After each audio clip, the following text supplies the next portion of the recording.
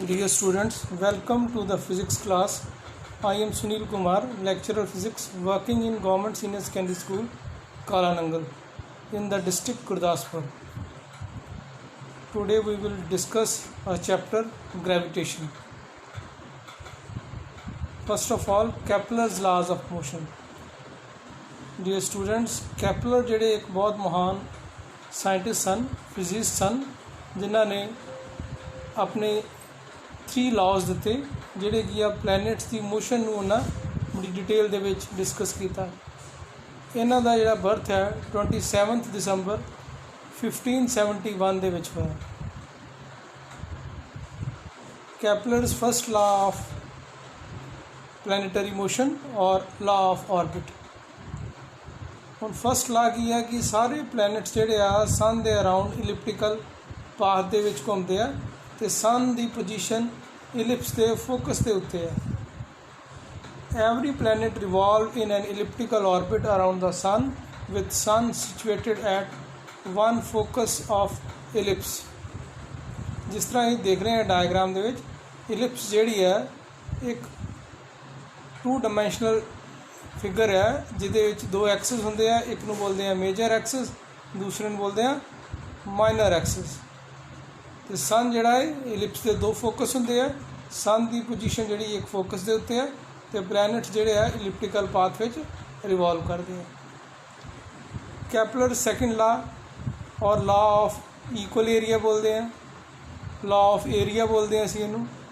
The radius vector drawn from the sun to any planet sweeps out equal area in equal interval of time.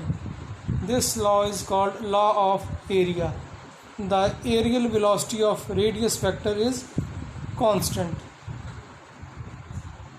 ਜਿਸ ਤਰ੍ਹਾਂ diagram ਦੇ ਵਿੱਚ ਅਸੀਂ represent ਕੀਤਾ ਹੈ ਕਿ ਸਨ ਜਿਹੜਾ ਹੈ ਉਹਦੇ ਅਰਾਊਂਡ ਇੱਕ ਪਲੈਨਟ ਰਿਵੋਲਵ ਕਰ ਰਿਹਾ ਹੈ ਤੇ ਇਕੁਅਲ ਟਾਈਮ ਦੇ ਵਿੱਚ ਪਲੈਨਟ ਜਿਹੜਾ ਇਕੁਅਲ ਏਰੀਆ ਸਵੀਪ ਕਰਦਾ ਹੈ। ਜਿਹੜੇ ਏਰੀਏ ਬਲੂ ਅਤੇ ਔਰੰਜ ਕਲਰ ਨਾਲ ਅਸੀਂ ਰਿਪਰੈਜ਼ੈਂਟ ਕੀਤੇ ਆ, ਇਹ ਸਾਰੇ ਏਰੀਆਜ਼ ਜਿਹੜੇ ਆ ਦੋਨੋਂ ਇਹ ਸਾਰੇ ਇਕੁਅਲ ਨੇ। ਇਸ ਕਰਕੇ ਅਸੀਂ ਕਹਿ ਸਕਦੇ ਹਾਂ ਕਿ areal velocity of a planet around the sun always remain constant. Area swept per unit time is called areal velocity. ਕਿਸੇ ਵੀ ਪਲੈਨਟ ਦੀ ਏਰੀਅਲ ਵੈਲੋਸਿਟੀ ਸਨ ਦੇ ਅਰਾਊਂਡ ਹਮੇਸ਼ਾ ਕਾਨਸਟੈਂਟ ਹੁੰਦੀ ਹੈ। ਇਹਨੂੰ ਬੋਲਦੇ Kepler second law of law of equal area or law of areas. ਇਸ ਡਾਇਗਰਾਮ ਦੇ ਵਿੱਚ ਅਸੀਂ 3 ਏਰੀਆਜ਼ ਡਿਫਰੈਂਟ ਰਿਪਰੈਜ਼ੈਂਟ ਕੀਤੇ ਆ ਤਾਂ ਕਿ ਹੋਰ ਕਲੀਅਰ ਹੋ ਜੇ। 3 ਪੋਜੀਸ਼ਨਸ ਨੇ S1 S2 S3, ਉਹਨਾਂ ਦੇ ਉੱਤੇ 3 ਏਰੀਆਜ਼ ਨੇ A1 A2 and A3। The areas swept in equal times are equal. So the speed of planet varies in such a way that the radius vector draw from the sun to the planet sweep equal area in equal interval of time. Kepler's third law of planetary motion or law of period. ਇਸ law ਦੇ ਵਿੱਚ ਕੀ ਹੈ ਕਿ ਜਿੰਨਾ time ਲੱਗਦਾ ਵਾ ਕਿਸੇ ਪਲੈਨਟ ਨੂੰ ਸਨ ਦੇ ਅਰਾਊਂਡ ਇੱਕ ਚੱਕਰ ਲਗਾਉਣ ਲਈ, ਉਹਨੂੰ ਅਸੀਂ ਬੋਲਦੇ ਹਾਂ ਟਾਈਮ ਪੀਰੀਅਡ। ਹੁਣ ਸਕੇਅਰ ਆਫ ਟਾਈਮ ਪੀਰੀਅਡ ਜਿਹੜਾ ਹੈ ਉਹ ਡਾਇਰੈਕਟਲੀ ਪ੍ਰੋਪੋਰਸ਼ਨਲ ਹੁੰਦਾ ਹੈ cube of semi major Axis. ਅਸੀਂ ਮੇਜਰ ਐਕਸਿਸ ਦੇਖਿਆ ਸੀ, ਉਹਦਾ ਹਾਫ ਲੈ ਲਈਏ, ਉਹ ਹੋ ਗਿਆ ਸੈਮੀ ਮੇਜਰ ਐਕਸਿਸ। ਇਹਨੂੰ ਅਸੀਂ ਬੋਲਦੇ ਹਾਂ Kepler third law. The square of period of revolution of planet around the sun is directly proportional to the cube of semi major axis of the elliptical orbit. T square is proportional to r cube. According to this law, when planet is closest to the sun, its speed is maximum, and when it is farthest from the sun, its speed is minimum. ਜਦੋਂ sun ਤੇ planet ਦੇ ਵਿੱਚ distance ਘੱਟ ਹੋਏਗਾ ਉਦੋਂ ਉਹਦੀ speed ਜ਼ਿਆਦਾ ਹੋਏਗੀ। ਜਿਉਂ-ਜਿਉਂ distance ਵੱਧਦਾ ਜਾਏਗਾ planet ਦੀ ਸਪੀਡ ਘੱਟਦੀ ਜਾਂਦੀ ਹੈ। ਅਗਰ ਜਿਹੜਾ ਹੈ 2 ਪਲੈਨਟਸ ਨੂੰ ਅਸੀਂ ਕੰਪੇਅਰ ਕਰ ਲਈਏ, ਦੋਨਾਂ ਦੇ ਟਾਈਮ ਪੀਰੀਅਡਸ T1 T2 ਨੇ ਤੇ ਉਹਨਾਂ ਦੇ ਜਿਹੜੇ ਆ ਸੈਮੀ ਮੇਜਰ ਐਕਸਿਸ ਜਿਹੜੇ ਆ R1 R2 ਨੇ, ਤੇ ਅਸੀਂ ਦੇਖਦੇ ਹਾਂ ਕਿ ਫਾਰਮੂਲਾ ਕੀ ਸਾਡੇ ਕੋਲ ਆ ਜਾਂਦਾ ਹੈ T1 square over T2 square is equals to R1 cube over R2 cube. ਉਸ ਤੋਂ ਬਾਅਦ ਆ ਗਿਆ ਸਾਡਾ ਟੌਪਿਕ ਗ੍ਰੈਵੀਟੇਸ਼ਨ। ਹੁਣ ਇਸ ਚੈਪਟਰ ਦੇ ਵਿੱਚ ਜਿਹੜਾ ਚੈਪਟਰ ਦਾ ਨਾਮ ਹੀ ਗ੍ਰੈਵੀਟੇਸ਼ਨ ਹੈ। ਸਭ ਤੋਂ ਪਹਿਲਾਂ ਇਹਦੇ ਜਿਹੜਾ ਹੈ सानू पता होना चाहिए कि लॉ ऑफ ग्रैविटेशन जिहड़ा है वो किन्ने दिता, सर आइजैक न्यूटन ने। आइजैक न्यूटन जिहड़ा है एक बार एक पेड़ के नीचे बैठे सी ते उदों की एक एप्पल जिहड़ा वो पेड़ तो टुट के नीचे गिरिया तो उत्थों उन्हें सोचा कि ये जिहड़ा है उपर नूं क्यों नहीं गया, ये अर्थ के उत्ते क्यों फॉल किया। ये तो उन्हें लॉ ऑफ ग्रैविटेशन जिहड़ा है वो सानू दिता। Universal law of gravitation states that any 2 point particles with masses m1 and m2 attract each other by a force whose magnitude is directly proportional to the product of two masses and inversely proportional to the square of distance between them. The direction of force is along the line joining two masses. कोई भी दो object जिहड़े universe दे आ वो एक दूसरे को attract करते हैं। Every object or the every particle of the universe attract every other object or the particle, and the force between any two objects is directly proportional to product of their masses and inversely proportional to square of distance between them. ਜਿਹੜੀ force है ये line joining two masses वाल act करती है, इस करके इन्हू असी central force भी करने हैं। उन्हें तो फार्मूला असी डिस्कस कर लिए, F is equals to G m1 m2 over r square। ठीक है, दो masses ने m1 m2 दोनों डिस्टेंस r है तो फार्मूला जिहड़ा है असी पढ़िया हुआ कि जी m1 m2 over R square. इतने जी की है, जी नूं असीं बोलते हैं universal gravitational constant. Why it is called universal gravitational constant? Because its value remain same everywhere in the universe. G is gravitational constant, it does not depend upon the value of masses or the distance between the masses. The constant g will remain same for any two objects anywhere in the universe. The value of g is 6.6734 into 10 raised to the minus 11 Newton meter square per kilogram square. Characteristics of gravitational force. The force of attraction between any two particles in the universe is known as force of gravitation. The force of gravitational attraction between the two bodies act along the line joining their centers. This force is mutual. So असी discuss किया कि भी कि force जी mutual है, it is acting between the two objects along the same line. So it is also called central force. Acceleration due to gravity. The acceleration of object acted on by gravity only and not air resistance is called acceleration due to gravity or the acceleration of free fall or the gravitational field strength. It is represented by small g. जब असी gravitational field strength का नाम लवांगे वो तो capital E नाल भी इन्हू denote करते हैं। तो एक्सेलरेशन ड्यू टू ग्रेविटी की वैल्यू जी है 9.81 मीटर पर सैकेंड स्क्वेयर होंगी है। तो जो असी कैलकुलेशन करते हैं उन्होंने ईजी करने लई 10 मीटर पर सैकेंड स्क्वेयर की वैल्यू असी न्यूमेरिकल यूज़ करते हैं। Relation between small G and capital G. हुण इस डायग्राम के अर्थ है, अर्थ का मास जोड़ा कैपिटल M है, अर्थ का रेडियस कैपिटल R, तो एक ऑब्जेक्ट अर्थ के उत्ते है जिसका मास स्मॉल M है। हुण इस ऑब्जेक्ट के उत्ते जिहड़ी है एक्सेलरेशन ड्यू टू ग्रैविटी कितनी लगेगी वो असी कैलकुलेट करते हैं। हम देखो ऑब्जेक्ट का वेट कितना हो गया mg, तो ग्रैविटेशनल फोर्स जी अर्थ के उस ऑब्जेक्ट में कितनी होगी G m small m over r square. m and m get cancelled, so we get g equals to G m over r square. Difference between capital G and small g. G is a universal gravitational constant. Its value remains same everywhere in the universe. Small g is acceleration due to gravity.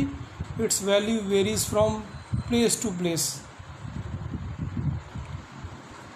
G is equal to 6.67 into 10 raised to the minus 11 Newton meter square per kilogram square, and value of small g is 9.8 meter per second square. हर एक position के उत्ते अर्थ के उत्ते gravity की value different है। ठीक है। ਅਸੀਂ ਇਹਦੇ ਡਿਸਕਸ ਕਰਾਂਗੇ ਹਾਈਟ ਦੇ ਨਾਲ ਵੀ ਵੇਰੀਏਸ਼ਨ ਹੁੰਦੀ ਹੈ ਗ੍ਰੈਵਿਟੀ ਦੇ ਵਿੱਚ, ਤੇ ਨਾਲ ਡੈਪਥ ਦੇ ਨਾਲ ਵੀ ਵੇਰੀਏਸ਼ਨ ਹੁੰਦੀ ਹੈ, ਅਰਥ ਦੀ ਸ਼ੇਪ ਦੇ ਨਾਲ, ਅਰਥ ਦੀ ਰੋਟੇਸ਼ਨ ਦੇ ਨਾਲ। ਇਹ ਸਾਰੇ ਫੈਕਟਰ ਜਿਹੜੇ ਆ ਸਮੋਲ ਜੀ ਨੂੰ ਇਫੈਕਟ ਕਰਦੇ ਆ, ਜਦ ਕਿ ਕੈਪੀਟਲ ਜੀ ਨੂੰ ਇਹਨਾਂ ਵਿੱਚੋਂ ਕੋਈ ਫੈਕਟਰ ਇਫੈਕਟ ਨਹੀਂ ਕਰ ਸਕਦਾ। So capital G is constant throughout the universe and small g changes from place to place. For example, on the moon the value of g is 1/6 the value of acceleration due to gravity on the surface of earth. Effect of altitude means height on the acceleration due to gravity. ਹੁਣ ਅਸੀਂ ਦੇਖਦੇ ਹਾਂ ਕਿ height ਦੇ ਨਾਲ gravity ਦੇ ਉੱਤੇ ਕੀ ਅਸਰ ਹੁੰਦਾ ਹੈ, ਇਨਕਰੀਜ਼ ਕਰਦੀ ਹੈ ਜਾਂ ਡਿਕਰੀਜ਼ ਕਰਦੀ ਹੈ। ਇਹਦੇ ਵਿੱਚ ਅਸੀਂ ਅਰਥ ਦਾ ਮਾਸ ਕੈਪੀਟਲ M ਲਿਆ ਵਾ, ਤੇ ਇੱਕ ਆਬਜੈਕਟ ਹੈ ਜਿਹਦਾ ਮਾਸ ਸਮੋਲ m ਹੈ, ਉਹਦੀਆਂ ਦੋ ਪੋਜੀਸ਼ਨਸ ਲਈਆਂ ਵਾ, ਇੱਕ ਸਰਫੇਸ ਆਫ ਅਰਥ ਦੇ ਉੱਤੇ ਤੇ ਦੂਸਰੀ ਐਟ ਹਾਈਟ h। ਹੁਣ ਅਗਰ ਅਸੀਂ ਦੇਖੀਏ ਤੇ ਸਰਫੇਸ ਦੇ ਉੱਤੇ ਫੋਰਸ ਆਫ ਗ੍ਰੈਵਿਟੀ ਕਿੰਨੀ ਹੈ, ਗ੍ਰੈਵਿਟੇਸ਼ਨਲ ਫੋਰਸ ਕਿੰਨੀ ਹੈ, g small m over r square. ਠੀਕ ਹੈ, ਇੱਥੋਂ ਅਸੀਂ ਗ੍ਰੈਵਿਟੀ ਵੀ ਕੈਲਕੂਲੇਟ ਕੀਤੀ ਹੈ, ਜਿਸ ਤਰ੍ਹਾਂ ਇਕੁਏਸ਼ਨ 1 ਵਿੱਚ ਅਸੀਂ ਰਿਪਰੈਜ਼ੈਂਟ ਕੀਤਾ ਹੈ। तो उसको साढ़े को ग्रैविटी कितनी आ गई सी, G equals to capital G capital M over R square. ਇਹਦਾ ਮਤਲਬ ਹੈ ਕਿ ਸਰਫੇਸ ਦੇ ਉੱਤੇ ਗ੍ਰੈਵਿਟੀ ਹੋ ਗਈ G M over R square, ਤੇ ਜੀ ਵੀ ਕਾਂਸਟੈਂਟ ਹੈ, ਅਰ ਦਾ ਮਾਸ ਵੀ ਕਾਂਸਟੈਂਟ ਹੈ, ਤੇ ਹਾਈਟ ਦੇ ਵੇਰੀ ਕਰਨ ਦੇ ਨਾਲ ਸਿਰਫ ਜਿਹੜਾ ਹੈ ਡਿਸਟੈਂਸ ਹੀ ਚੇਂਜ ਹੋਇਆ, ਇਸ ਕਰਕੇ ਐਚ ਹਾਈਟ ਦੇ ਉੱਤੇ ਗ੍ਰੈਵਿਟੀ ਕਿੰਨੀ ਬਣ ਗਈ, G M over R plus H whole square. Divide ਕਰ ਲਈ ਇਕੁਏਸ਼ਨ 2 ਨੂੰ 1 ਦੇ ਨਾਲ, we get G H over G is equals to, देखो G M over G M जोड़ा कैंसल हो जाएगा इक्वेशन में, ठीक है। तो साढ़े को जोड़ा है आर स्क्वायर रेसिप्रोकल होकर ऊपर चला गया, we get R square over R plus H whole square, ठीक है। अगर डिनोमीनेटर विचों आर कॉमन कर लीए तो ब्रैकेट रह जाता है 1 plus H by R whole square, R square into 1 plus H by R whole square, R square भी कैंसल हो गया। अगर 1 plus H by R whole square में अगर अं न्यूमीनेटर च लैए तो पावर हो जाती है -2, ठीक है। इतों साढ़े को फार्मूला आ गया G H equals to G into 1 plus H by R raise to power -2 by using binomial theorem. Binomial theorem की होंगी है कि 1 plus X raise to power K is equals to 1 plus K X plus K into K minus 1 over 2 factorial X square plus so on. हुण साडी equation दे विच के की value -2 वा तो एक्स की वैल्यू एच बाय आर है। हुण H by are जो स्मॉल क्वांटिटी है, क्योंकि हाइट जी रेडियस के मुकाबले बहुत छोटी है, और द रेडियस जो 6400 किलोमीटर होंदा है, तो हाइट वो मुकाबले बहुत थोड़ी है, इस करके जो हायर टर्म्स जोड़ियाँ वा होर छोटियाँ होंदियां जाणगियां, सिर्फ फस्ट 2 टर्म्स ही असीं लैनियां वा, यानी कि 1 प्लस के एक्स ही लेना, 1 प्लस के की वैल्यू -2, एक्स की value H by R, so we get 1 minus 2h by R. ये वैल्यू असी पुट कर देंगे ऊपर वाली equation, so we get G H equals to G into 1 minus 2h over R. ये formula असी न्यूमेरिकल यूज़ करते हैं। हम इस फार्मूले तो की कनक्लूजन निकलिया कि देखो, अगर असी ब्रैकेट खोलीए तो साढ़े को आ जाता जी -2 जी एच ओवर आर। इसका मतलब ग्रैविटी दे विचों कुछ डिक्रीज़ हो रहा, माइनस हो रहा, इट मीनस ग्रैविटी पहले नालों डिक्रीज़ कर जाएगी। So acceleration due to gravity decreases with altitude. Effect of depth on the acceleration due to gravity. Earth दा मास कैपिटल M लिया, रेडियस कैपिटल R लिया, तो सरफेस ते ग्रेविटी कितनी है, G equals to capital G M over R square. और अगर असी डी डेप्थ के उत्ते चले जाइए तो रेडियस डिक्रीज़ करके R माइनस डी रह जाता है, लेकिन जी है डेंसिटी भी चेंज हो जाती है अर्थ की। ये असी सपोज करना कि अर्थ की डेंसिटी जी है यूनीफॉर्म है थ्रू आउट। सो अगर असी दोनों इक्वेशनस में डिवाइड करिए जी डी बाय जी, ठीक है, तो जी एम कैंसल हो जाएगा, तो साढ़े को आ जाएगा R square over R minus D whole square. Mass का फार्मूला डेंसिटी इंटू वॉल्यूम है, डेंसिटी सेम है, मैं हमने गल की। वॉल्यूम जोड़ा है सरफेस के उपर अं लीए पूरी अर्थ का 4/3 पाई आर क्यूब। अगर डी डेप्थ पे चले जाइए तो वॉल्यूम डिक्रीज़ कर जाता है, 4/3 पाई आर माइनस डी क्यूब आ गया। अगर ये दो वैल्यूज़ ਜਿਹੜੀਆਂ पिछली इक्वेशन पुट कर दीए तो असी देखते हैं कि डेंसिटी भी कैंसिल हो गई, 4/3 पाई भी कैंसिल हो गया, आर स्केयर ਜਿਹੜਾ न्यूमीनेटर 'ਚ है तो डिनोमीनेटर में आर क्यूब है उसको आर स्केयर कैंसिल हो गया। उस तरह न्यूमीनेटर में आर माइनस डी क्यूब है, डिनोमीनेटर में आर माइनस डी स्केयर है, वो कैंसिल हो गया स्केयर वाला। तो साढ़े को सिर्फ रह गया R minus D over R. So G D over G equals to R minus D over R. अगर यहाँ इन्हों असी लिख सकते हैं 1 माइनस डी ओवर आर। हम फार्मूला की बन गया तो साढ़े को G D equals to G into 1 minus D over R. It means acceleration due to gravity decreases with increase in depth. ज्यों ज्यों अर्थ के अंदर ही जाओगे ग्रेविटी डिक्रीज़ कर दी जाएगी। जो सेंटर से चले जाइए देखो डी तो आर इक्वल हो जाएंगे तो उदों की हो जाएगा, आंसर की आ जाएगा ग्रेविटी का 0 आ जाएगा। तो मतलब अर्थ के सेंटर से ग्रेविटी हमेशा 0 होंगी है। हुण ग्राफिकली असी इनू रिप्रजेंट किया है। हुण राइट साइड में जाइए तो हाइट इनक्रीज़ कर रही है, तो ज्यों ज्यों हाइट इनक्रीज़ कर दी है ग्रेविटी डिक्रीज़ कर दी है, लेकिन एक कर्व की फॉर्म में है क्योंकि वो आर स्केयर के प्रोपोर्शनल से। ठीक है, दूसरे पासे जो जो डेप्थ में जाने हैं अगेन ग्रेविटी डिक्रीज़ कर दी है, लेकिन ग्राफ की है ये लीनियर होएगा। ठीक है, इसका मतलब ज्यों ज्यों अं हाइट से जाने हैं तो ग्रेविटी कभी भी 0 नहीं हो सकती, लेकिन ਜਦੋਂ ਅਸੀਂ ਸੈਂਟਰ ਨੂੰ ਵੱਲ ਜਾਂਦੇ ਹਾਂ अर्ध ਦੇ ਸੈਂਟਰ ਦੇ ਉੱਤੇ ਜਾ ਕੇ ਆਰ ਡਿਸਟੈਂਸ 'ਤੇ ਜਾ ਕੇ ਗ੍ਰੈਵਿਟੀ ਜਿਹੜੀ ਆ 0 ਹੋ ਜਾਂਦੀ ਹੈ। Variation in acceleration due to gravity due to the shape of earth. ਹੁਣ अर्थ ਦੀ ਸ਼ੇਪ ਦਾ ਕੀ ਇਫੈਕਟ ਹੈ? ਹੁਣ ਅਸੀਂ ਜਾਣਦੇ ਹਾਂ ਕਿ अर्थ ਦੀ ਸ਼ੇਪ ਸਫੈਰੀਕਲ ਨਹੀਂ ਹੈਗੀ, ਇਟ ਇਜ਼ ਓਬਲੇਟ। ਠੀਕ ਹੈ, it is bulges out along the equator. So gravity ਜਿਹੜੀ ਆ ਅਸੀਂ ਅਗਰ ਰੇਡੀਅਸ ਦੀ ਗੱਲ ਕਰੀਏ ਪਹਿਲਾਂ तो पोल्स वाले पासे रेडियस घट नज़र आ रहा वा तो इक्वेटर वाले पासे ज़्यादा नज़र आ रहा। तो ग्रेविटी का फार्मूला असी की पढ़िया G M over R square. मतलब G is inversely proportional to R square. अगर आर ज़्यादा होएगा ग्रेविटी डिक्रीज़ करेगी, आर घटेगा ग्रेविटी इनक्रीज़ करेगी। इट मीनस पोल्स के उत्ते ग्रेविटी ज़्यादा वा इक्वेटर ते घट है। तो दोनों के विच रेडियस का डिफरेंस जिहड़ा है अप्रोक्सीमेटली 21 किलोमीटर हुंदा है। इस करके ग्रेविटी के विच 0.5% ਦਾ ਅਪਰੋਕਸੀਮੇਟ ਜਿਹੜਾ डिफरेंस आ जाता है। Gravitational field, two objects attract each other by gravitational force even if they are not in direct contact. This interaction is called action at a distance. अगर दो ऑब्जेक्ट दूर दूर भी होन लागे ना होन ਤਾਂ ਵੀ ਉਹਨਾਂ ਦੇ ਵਿੱਚ अट्रैक्शन है। ठीक है, ਇਹਨੂੰ ਅਸੀਂ बोलते हैं action at the distance. It can best explain in term of concept of field. ठीक है, इन्होंने एक्सप्लेन जोड़ा है असी ग्रेविटेशनल फील्ड कर सकते हैं।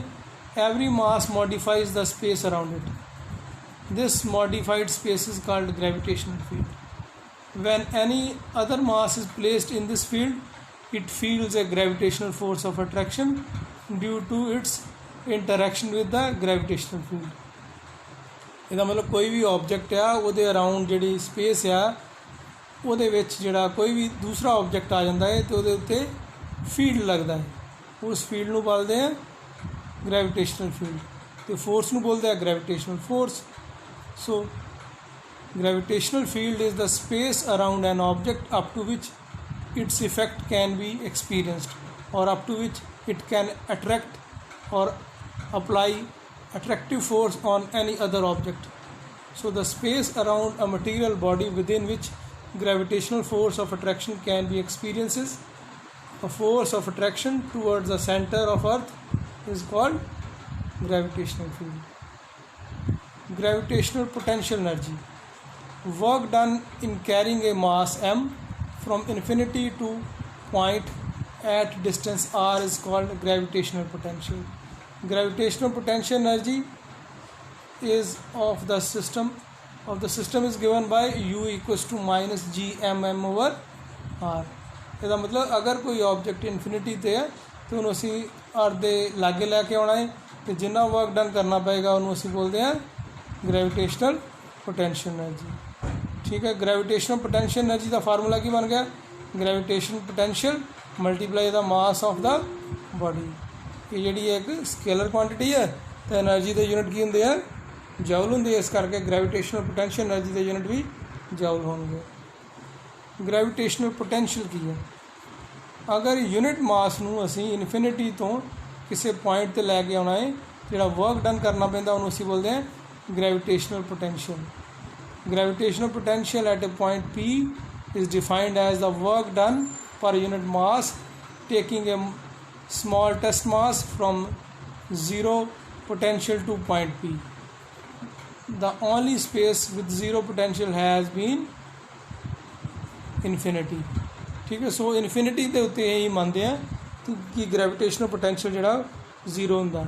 The reason is it has to be negative is that you would do work pushing the mass away from the planet to infinity। अगर असी planet तो परां नूं मूव करिए उदों जिहड़ा ये वर्क डन नैगेटिव हो जाता है, ग्रैविटेशनल पोटेंशियल भी नैगेटिव हो जाता है, ग्रैविटेशनल पोटेंशियल एनर्जी भी नैगेटिव हो जाती है। जिस तरह ग्रैविटेशनल पोटेंशियल एनर्जी का फार्मूला पढ़िया सी -mgh, क्योंकि वो की आ ऑबजैक्ट नूं असीं हाइट ते खड़दे हैं, अवे फ्रॉम द अर्थ खड़दे हैं, इस करके उदों ग्रैविटेशनल पोटेंशियल एनर्जी नैगेटिव होंदी है। ग्रैविटेशनल पोटेंशियल इक्वेशन उन्हें ग्राफिकली रिप्रजेंट किया है, ग्रैविटेशनल फोर्स तो ग्रैविटेशनल पोटेंशियल किस तरह वेरी करते हैं डिस्टेंस के नाल, वो असीं ग्राफिकली रिप्रजेंट किया है। हुण ग्रैविटेशनल फोर्स जिहड़ी आ देखो वो भी जिहड़ी है मिनीमम हो जाती है एट इनफिनिटी जाके, ठीक है, लेकिन ग्रैविटेशनल पोटेंशियल जिहड़ी है उसकी वैल्यू जिहड़ी है कंपैरेटिवली ग्रेटर है। Escape velocity, if we throw a ball into air it rises to a certain height and fall back. If we throw it with greater velocity it will rise higher before falling down. If we throw with sufficient velocity it will never come back, that is it will escape from the gravitational pull of earth।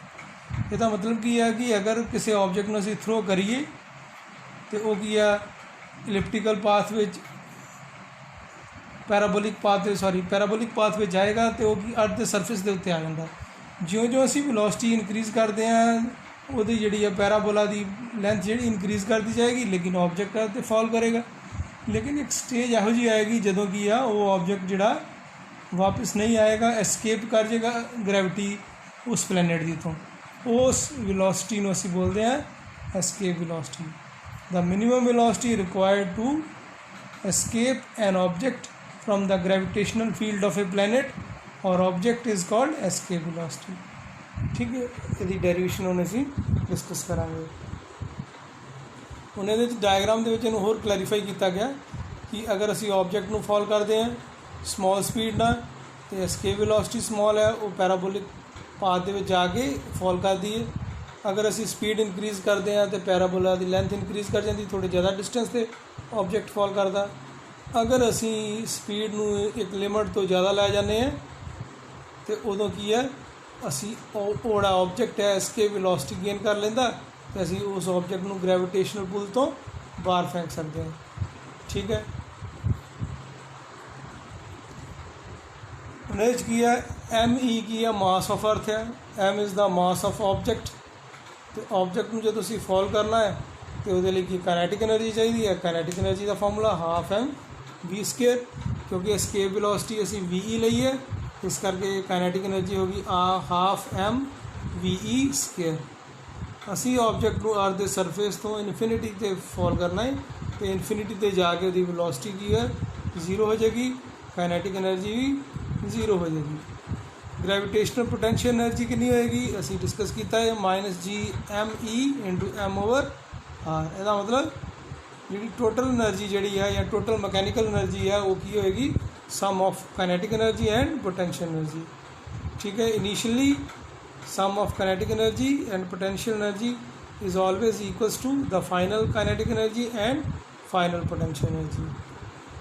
so final ते zero है, infinity के उत्ते जाके initial values जिहड़ियां असीं दोनों put कर दित्ती है तो इह तो जिहड़ा है असीं रीअरेंज करके देखा कि m जिहड़ा कैंसल हो जाता है तो एस्केप वेलोसिटी का फार्मूला साडे को आ गया VE equals to square root 2 GME over R। ਹੁਣ GM ਜਿਹੜਾ ਹੈ ਉਹ GR ਸਕੇਅਰ ਦੇ ਇਕੁਅਲ ਹੈ, ਜਾਂ ਅਸੀਂ ਇਹਨੂੰ ਸਿੰਪਲੀਫਾਈ ਕਰਨ ਲਈ ਜਿੱਦਾਂ ਅਸੀਂ ਲਿਖਿਆ ਵਾ ਕਿ R ਨਾਲ ਮਲਟੀਪਲਾਈ ਕਰ ਲਿਆ, R ਨਾਲ ਡਿਵਾਈਡ ਕਰ ਲਿਆ, ਤੇ ਸਾਡੇ ਕੋਲ ਫਾਰਮੂਲਾ ਆ ਗਿਆ GME over R square. GME over R square ਦਾ formula acceleration due to gravity ਦਾ, ਇਹਦੀ ਜਗ੍ਹਾ ਅਸੀਂ ਸਮਾਲ ਜੀ ਲਿਖਤਾ। ਸਾਡੇ ਕੋਲ ਫਾਰਮੂਲਾ ਆ ਗਿਆ VE equals to square root 2 GR। ਇਹਦਾ ਮਤਲਬ escape velocity ਦਾ ਫਾਰਮੂਲਾ ਕੀ ਹੁੰਦਾ, square root 2 GR।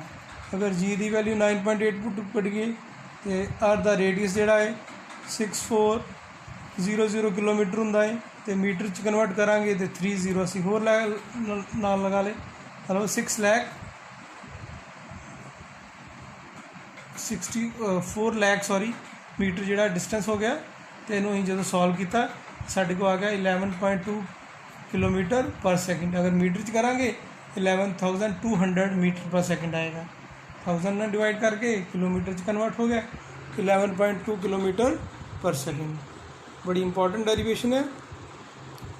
Escape speed in general ਅਲੱਗ-ਅਲੱਗ ਪਲੈਨਿਟਸ ਦੇ ਲਈ ਅਲੱਗ-ਅਲੱਗ ਐਸਕੇਪ ਸਪੀਡ ਹੁੰਦੀ ਹੈ। ਮਤਲਬ ਐਸਕੇਪ ਵੈਲੋਸਿਟੀ ਜਿਹੜੀ ਹੈ ਡਿਪੈਂਡ ਕਰਦੀ ਪਈ ਹੈ, ਦੇਖੋ 2 square root GM over R ਦਾ ਮਤਲਬ ਪਲੈਨਟ ਦੇ ਮਾਸ ਦੇ ਉੱਤੇ ਕਰਦੀ ਹੈ, ਨਾ ਕਿ ਆਬਜੈਕਟ ਦੇ ਮਾਸ 'ਤੇ।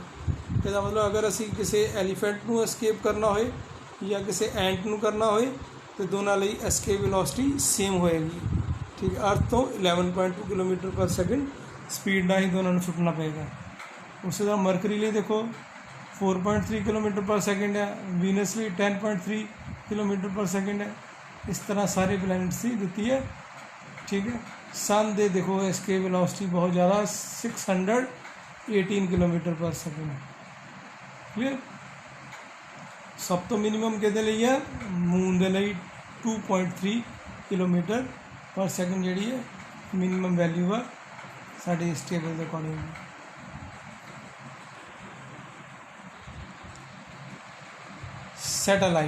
Satellite is a heavenly body which is revolving around a bigger body। Satellites ਦੋ ਤਰ੍ਹਾਂ ਦੇ ਹੁੰਦੇ ਆ, ਇੱਕ ਨੈਚੁਰਲ ਸੈਟੇਲਾਈਟ, ਠੀਕ ਹੈ, ਜਿਸ ਤਰ੍ਹਾਂ ਪਲੈਨਟਸ ਦੇ ਨੈਚੁਰਲ ਸੈਟੇਲਾਈਟਸ ਨੇ। ਅਰਥ ਦਾ ਸੈਟੇਲਾਈਟ ਮੂਨ ਹੈ। Artificial satellite, the satellites made by man are called artificial satellites, ਜਿਸ ਤਰ੍ਹਾਂ ਚੰਦਰਯਾਨ ਆ, ਸਪੂਤਨਿਕ ਆ, ਠੀਕ ਹੈ। ਬਹੁਤ ਸਾਰੇ ਇਨਸੈਟ 1 2 3 ਬਹੁਤ ਸਾਰੇ ਜਿਹੜੇ ਆਰਟੀਫਿਸ਼ੀਅਲ ਸੈਟੇਲਾਈਟਸ ਜਿਹੜੇ ਆ ਸਾਡੇ ਸਪੇਸ ਦੇ ਵਿੱਚ ਹੈ ਨੇ, ਜਿਹਨਾਂ ਨੂੰ ਅਲੱਗ-ਅਲੱਗ ਪਰਪਸ ਲਈ ਅਸੀਂ ਯੂਜ਼ ਕਰਦੇ ਹਾਂ। ਇਹਨਾਂ ਬਾਰੇ ਅਸੀਂ ਅੱਜ ਡਿਟੇਲ ਡਿਸਕਸ ਕਰਦੇ ਹਾਂ। ਲਾਂਚਿੰਗ ਆਫ ਸੈਟੇਲਾਈਟ, ਸਭ ਤੋਂ ਪਹਿਲਾਂ ਕਿਸੇ ਸੈਟੇਲਾਈਟ ਨੂੰ ਲਾਂਚ ਕਿਵੇਂ ਕਰਦੇ ਹਾਂ। Consider a high tower with its top projected outside the earth atmosphere. Let's throw a body horizontally from the top of tower with different velocities। एक अर्थ ਦੇ ਉੱਤੇ ਵੱਡੇ ਟਾਵਰ ਦੇ ਉੱਤੋਂ ਅਸੀਂ ਹੌਰੀਜ਼ੌਂਟਲੀ ਕਿਸੇ ਆਬਜੈਕਟ ਨੂੰ ਫਾਲ ਕਰਦੇ ਹਾਂ ਅਲੱਗ-ਅਲੱਗ ਵੈਲੋਸਿਟੀ ਨਾਲ, ਤੇ ਆਬਜੈਕਟ ਜਿਹੜਾ ਪੈਰਾਬੋਲਿਕ ਪਾਥ ਵਿੱਚ ਮੂਵ ਕਰਕੇ ਅਰਥ ਦੇ ਉੱਤੇ ਫਾਲ ਕਰਦਾ ਹੈ। ਜਿਉਂ-ਜਿਉਂ ਵੈਲੋਸਿਟੀ ਇਨਕਰੀਜ਼ ਕਰਦੇ ਹਾਂ ਤੇ ਪੈਰਾਬੋਲਿਕ ਪਾਥ ਦੀ ਲੈਂਥ ਜਿਹੜੀ ਇਨਕਰੀਜ਼ ਕਰਦੀ ਜਾਂਦੀ ਹੈ। ਇੱਕ ਟਾਈਮ ਇਹੋ ਜਿਹਾ ਆਏਗਾ ਕਿ ਗ੍ਰੈਵਿਟੀ ਜਿਹੜੀ ਹੈ ਉਹਨੂੰ ਅਟਰੈਕਟ ਤੇ ਕਰੇਗੀ, ਲੇਕਿਨ ਉਹ ਅਰਥ ਦਾ ਸਰਫੇਸ ਜਿਹੜਾ ਮਿਸ ਕਰ ਜਾਏਗੀ। ਉਦੋਂ ਰਿਵੋਲਵ ਕਰਨਾ ਸ਼ੁਰੂ ਕਰ ਦੇਗੀ ਅਰਥ ਦੇ ਅਰਾਊਂਡ, ਠੀਕ ਹੈ। ਤੇ ਉਦੋਂ ਕੀ ਉਹ ਆਬਜੈਕਟ ਕੀ ਬਣ ਜਾਏਗਾ, ਇੱਕ ਸੈਟੇਲਾਈਟ ਬਣ ਜਾਏਗਾ, ਠੀਕ ਹੈ। ਇਸ ਡਾਇਗਰਾਮ ਵਿੱਚ ਹੋਰ ਕਲੈਰੀਫਾਈ ਕੀਤਾ ਗਿਆ ਵਾ।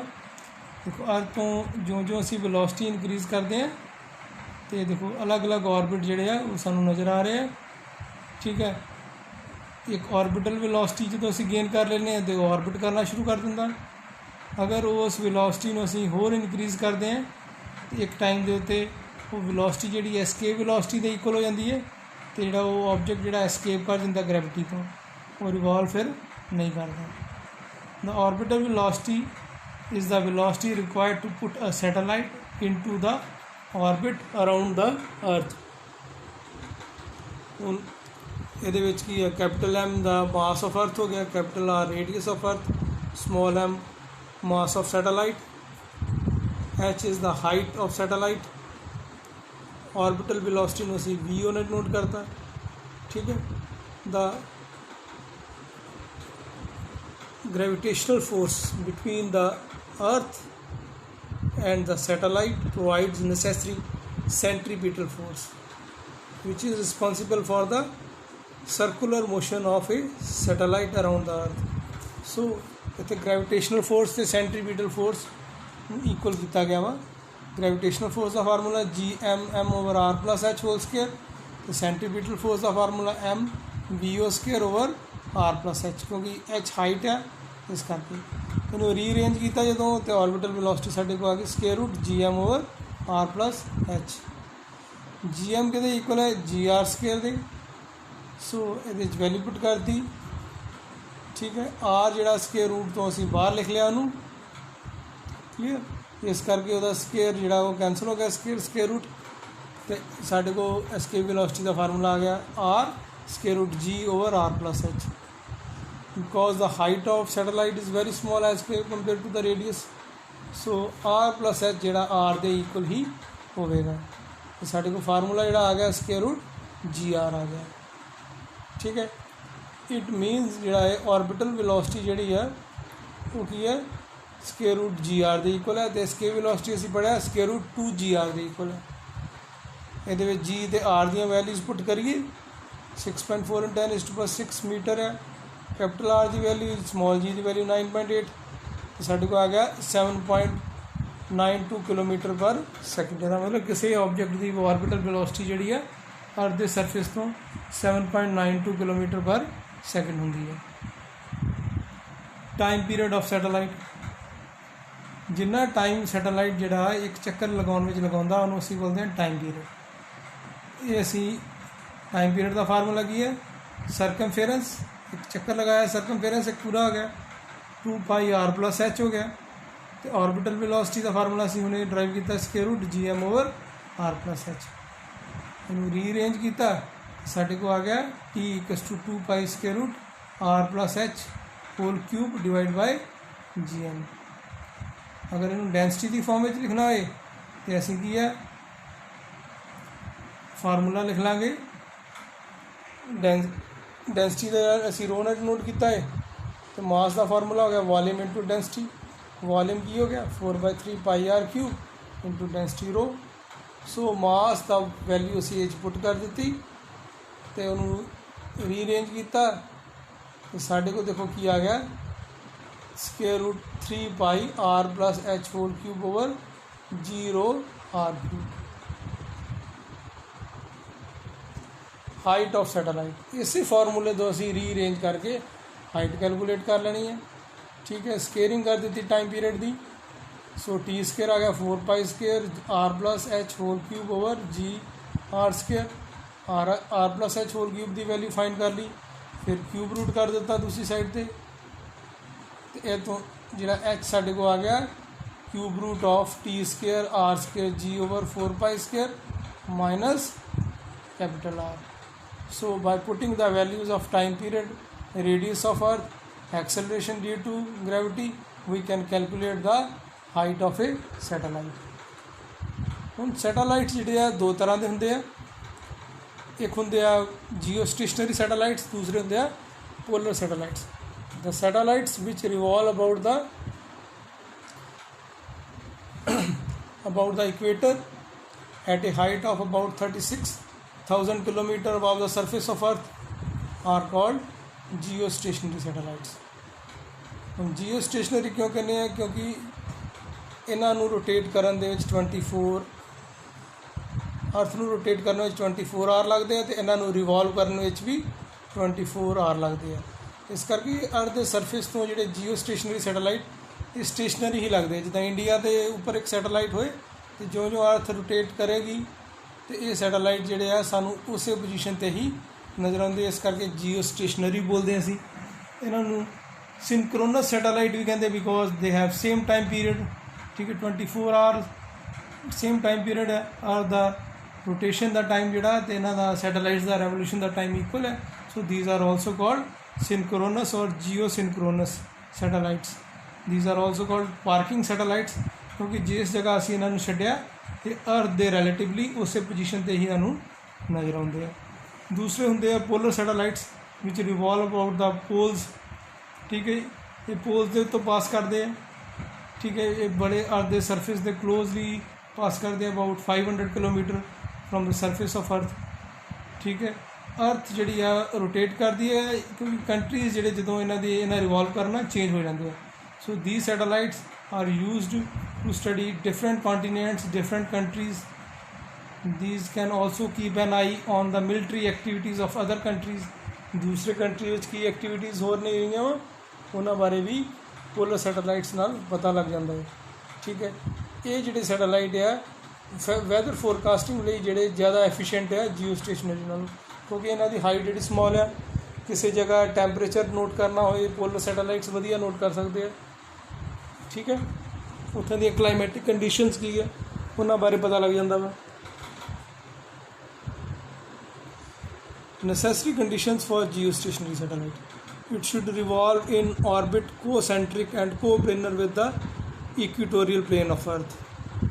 Its sense of rotation should be same as that of Earth, that is from west to east। ये हमेशा west to east revolve करता है। Its period of revolution around the Earth should be exactly same as that of Earth about its own axis, that is 24 hour। So these are called synchronous। It should revolve at a height of about 35,930 kilometre. ठीक है। About 36 kilometre height के उत्ते revolve किया करते हैं, जिस तरह मैं ऐसी डिस्कस किया है। यूज़ कद लिए यूज़ करते हैं असी इन्हों communication, radio, TV, telephonic signal लिए यूज़ करते हैं। ठीक है। Across the world in studying the upper region of atmosphere, in forecasting weather, in studying meteoroids, to study solar radiations and cosmic rays, and used in GPS global positioning system के लिए भी असी use करते हैं। अगर 3 जोड़े है जियो stationery satellites ला लीए तो पूरे अर्थ के उत्ते सिग्नल भेजे जा सकते हैं, जिस तरह सानू डायग्राम नज़र आ रहा है। The polar satellites revolve around the earth in north-south orbit, passing over the poles as the earth spins about the north-south axis। The polar satellites positions nearly 500 to 800 kilometer above the earth travel pole in 102 minutes।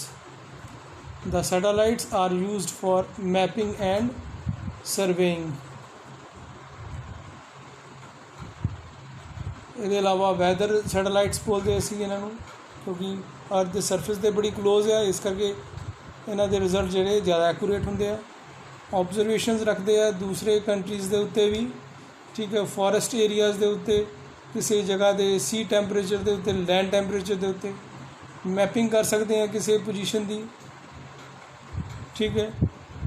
मतलब अलग अलग तरह की जी है intelligence gathering, data gathering जी है असी पोलर सैटेलाइट्स नाल ईजीली कर सकते हैं। Binding energy of satellites: the minimum amount of energy required to remove a satellite from earth gravitational influence is called binding energy. किसी सैटेलाइट नू ग्रेविटेशनल फील्ड चो रिमूव करना होए तो जिनी एनर्जी चाहिए उन्होंने असी बोलते हैं बाइंडिंग एनर्जी। हम एनर्जी सैटेलाइट की 2 तरह की असी डिटेल डिस्कस किया, kinetic energy and potential energy.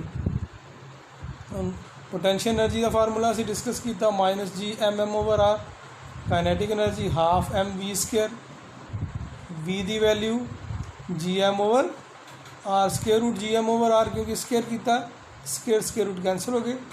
Total energy जी वो साढ़े को कैलकुलेट करके आ गई -Gmm/2r। So total energy is also negative. The negative sign shows the satellite is bound to the earth. अगर रिमूव करना हो तो इन्नी एनर्जी ही सानू लगानी पएगी, जिन्होंने असी बोलते हैं binding energy. The energy required by satellite to leave the orbit around the earth and escape to infinity is called binding energy. So binding energy में पॉजिटिव साइन आएगा, क्योंकि टोटल एनर्जी नैगेटिव साइन सी, उन्नी energy सानू opposite direction में escape करने लई लगानी पएगी। In order to escape into infinity it must be supplied extra energy, so this energy E become 0. So thanks, have a great day.